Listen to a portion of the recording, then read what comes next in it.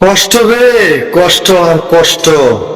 আমাদের জীবনটাই যুদ্ধের সাথে কষ্ট করেই বাঁচতে হয়, কারণ কষ্ট ছাড়া আমাদের চলেই না, শুধু কষ্ট আর কষ্ট।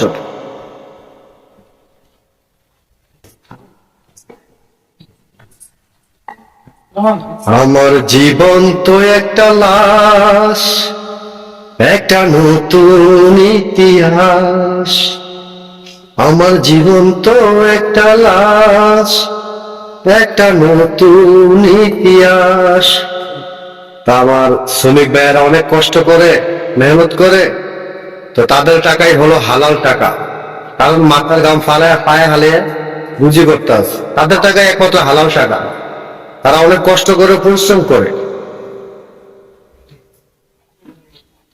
আলহামদুলিল্লাহ, শ্রমিক ভাইদের প্রতি আল্লাহ টাকা আর যেন ওনারা ভালো থাকে, আলহামদুলিল্লাহ। এই বলে আমার কথাবার্তা আমি শেষ করলাম।